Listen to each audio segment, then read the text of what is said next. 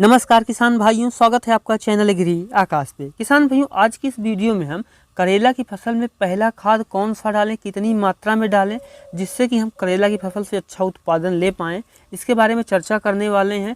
और उसके बाद किसान भाइयों, वीडियो के अंतिम में मैं आपको ऐसे 2 स्प्रे के बारे में बताऊंगा। अगर उस स्प्रे को आप अपनी करेला की फसल में करते हैं तो आप निश्चित रूप से काफ़ी अच्छा उत्पादन भी ले पाएंगे और आपकी फसल में रोग और बीमारियां भी नहीं आ पाएंगी। और सबसे अंतिम में मैं आपको एक चीज़ ऐसी बताने वाला हूं, बहुत सारे किसान भाई जिनकी ये समस्या होती है कि हमने खाद भी डाल दिया, स्प्रे भी कर दिया, लेकिन पौधा फिर भी पीला हो रहा है, पत्तियां पीली हो रही हैं और पौधा विकास नहीं कर रहा है। तो उनके लिए मैं एक कंप्लीट सॉल्यूशन भी बताने वाला हूं। तो पूरी जानकारी सही विधि से समझने के लिए इस वीडियो को आप पूरा देखिएगा।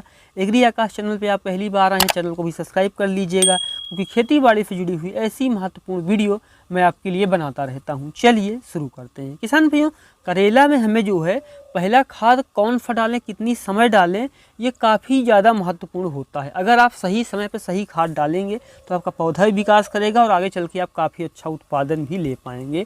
तो अगर मैं अपनी बात करूं तो मैं करेला में जो पहला खाद है वो डालता हूं green leaf fertiliser. Green leaf fertiliser जो है पूरी तरीके से ऑर्गेनिक फर्टिलाइज़र है और ये पैलेट फॉर्म में आता है, जैसे कि आप स्क्रीन पे देख रहे हैं। तो आपको इसका प्रयोग करना चाहिए। अगर आप 1 एकड़ करेला की खेती कर रहे हैं या फिर आप कोई और सब्जी की खेती कर रहे हैं तो आपको 1 एकड़ में एक बार में 100 से 125 किलो जो है वो आपको ग्रीन लीफ फर्टिलाइज़र लेना है और इसको आपके खेत में जो है वो डाल देना है। और अब बात करते हैं कि इसमें कौन से पोषक तत्व पाए जाते हैं। सबसे पहला जो आपका पौधा है शुरुआत में विकास करने के लिए इसको ज़रूरी होता है नाइट्रोजन, फास्फोरस और पोटेशियम, वो इसमें पाया जाता है। इसके साथ इसमें सेकेंडरी न्यूट्रिएंट्स की बात करें किसान भाइयों तो zinc, iron, copper, boron, sodium, magnesium, calcium जैसे तत्व पाए जाते हैं। और इसके अलावा इसमें सूक्ष्म पोषक तत्व भी देखने को मिलते हैं। तो हम ये कह सकते हैं कि ग्रीन लीफ फर्टिलाइज़र जो है ये एक कंप्लीट पैकेज है पौधे के सही विकास के लिए। तो इसको किसान भाइयों अगर आप पहले खाद के रूप में करेला में डालते हैं तो आपको इसके अलावा कोई और खाद डालने की ज़रूरत नहीं होगी। और इसको खाद डाल दीजिए आप, उसके बाद एक हल्की सिंचाई कर दीजिए, खरपतवार नियंत्रण कर दीजिए। उसके बाद देखेंगे कि आपका जो पौधा है वो काफ़ी तेज़ी से विकास करेगा। और अगर हम बात करें ग्रीन लीफ फर्टिलाइज़र को हम कहाँ कहाँ डाल सकते हैं, तो चाहे आप सब्जी की खेती करते हैं, फूल की खेती करते हैं, फल की खेती करते हैं, नर्सरी डालते हैं, आपकी कोई सी भी फसल हो, चाहे वो फूल वर्गीय हो, चाहे फल वर्गीय हो, चाहे अनाज वर्गीय हो, हर तरह की फसलों में आप ग्रीन लीफ फर्टिलाइज़र का प्रयोग कर सकते हैं। ग्रीन लीफ फर्टिलाइज़र पूरी तरीके से जैविक खाद है, यानी ऑर्गेनिक फर्टिलाइज़र है, तो आपको टेंशन लेने की कोई बात नहीं है। आप इसको हर जगह डाल सकते हैं। अगर आप ग्रीन लीफ फर्टिलाइज़र को ख़रीदना चाहते हैं तो स्क्रीन पे आपको नंबर दिखाई दे रहा है, इस नंबर पे आप व्हाट्सएप कर सकते हैं और कॉल कर सकते हैं, जिससे कि आपको पूरी जानकारी मिल जाएगी और आपके घर तक जो है वो ग्रीन लीफ फर्टिलाइज़र डिलीवर कर दी जाएगी। चलिए अब हम आगे बढ़ते हैं। अगर हम बात करें पहले स्प्रे की किसान भाइयों, तो कई बार क्या होता है कि जो पौधा है हमारा वो तेज़ी से विकास नहीं कर रहा होता। तो उस स्थिति में बहुत सारे किसान भाई क्या है कि बहुत जल्दी खाद डाल देते हैं और पौधा छोटा होता है। तो रासायनिक खाद अगर आप डालते हैं तो देखते हैं कि पौधा जो है वो मरने लगता है। लेकिन अगर आप राइजिंग लीफ डालेंगे तो कोई दिक्कत नहीं आएगी। लेकिन अगर आप रासायनिक खाद छोटे पौधे पर ज़्यादा मात्रा में डालते हैं तो नुकसान होता है और पौधा भी विकास नहीं कर पाता। तो उस स्थिति में किसान भाइयों आपको लेना है 2 ग्राम लेना है NPK 15-30-05-01 लेना है 2 ग्राम, और इसको लगभग 1 लीटर पानी में घोल लेना है और जहाँ पे जो है पौधा विकास नहीं कर रहा वहाँ पे स्प्रे कर दीजिए। और अगर ये समस्या पूरे खेत में है तब आपको 1 किलो लेना है NPK 15-30-05-1 को, और इसको किसान भैया आपको लगभग 2 फिल्टर पानी मिला करके स्प्रे करना है। इससे आप देखेंगे कि जो आपका पौधा है वो काफ़ी तेज़ी से विकास करेगा, क्योंकि जो पौधा है उसको शुरू में विकास करने के लिए नाइट्रोजन, फास्फोरस और पोटेशियम की जरूरत पड़ती है। ये तत्व इसमें पाए जाते हैं, जिससे आपका जो पौधा है वो काफ़ी तेज़ी से विकास करेगा। और एक चीज़ आप इसमें ये भी ध्यान रखें कि आपका जो पौधा है अगर उसमें आप ये स्प्रे करने जा रहे हो तो कम से कम 15 से 20 दिन की अवस्था पे होना चाहिए। अगर आप 15 दिन से कम के पौधे विकास करने के लिए स्प्रे डालेंगे तो कोई फ़ायदा नहीं होगा। तो आपको इसका ध्यान रखना है। और आप एक चीज़ कर सकते हैं कि आप ग्रीन लीफ फर्टिलाइज़र डालने के बाद भी इसका स्प्रे कर सकते हैं।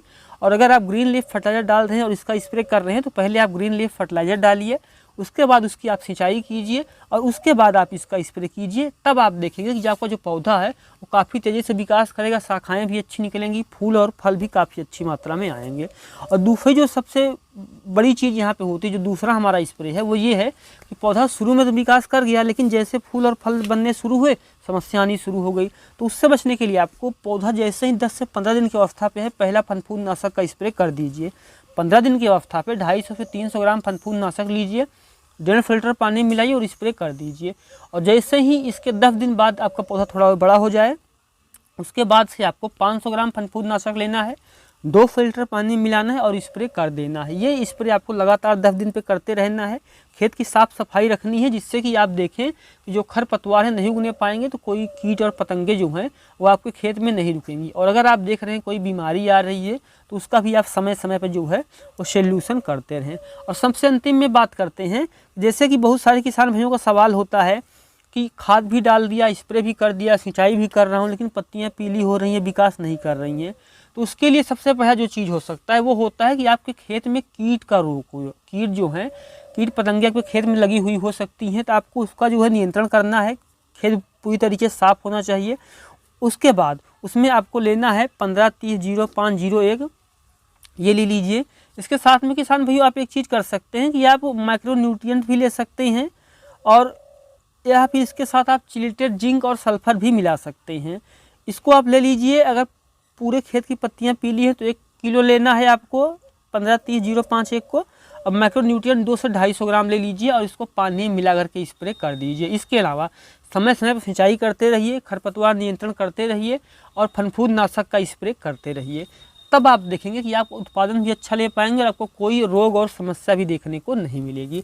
राइजिंग लीफ फर्टिलाइजर खरीदने के लिए स्क्रीन पर दिखाई दे रहे इस नंबर पर कॉल कीजिए, क्योंकि राइजिंग लीफ फर्टिलाइजर पूरी तरीके से ऑर्गेनिक फर्टिलाइजर है और इसको आप किसी भी फसल में किसी भी समय प्रयोग कर सकते हैं। नंबर पर कॉल कीजिए और अपना ऑर्डर बुक करवाइए। उम्मीद करता हूँ कि वीडियो को काफ़ी अच्छा लगा होगा। अगर यह वीडियो आपको इंटरेस्टिंग लगा है तो वीडियो को लाइक करें। एग्री आकाश चैनल पे आप पहली बार आए हैं, चैनल को भी सब्सक्राइब कर लीजिए, क्योंकि खेती बाड़ी से जुड़ी हुई ऐसी महत्वपूर्ण वीडियो मैं आपके लिए बनाता रहता हूं। वीडियो देखने के लिए आपका बहुत बहुत धन्यवाद।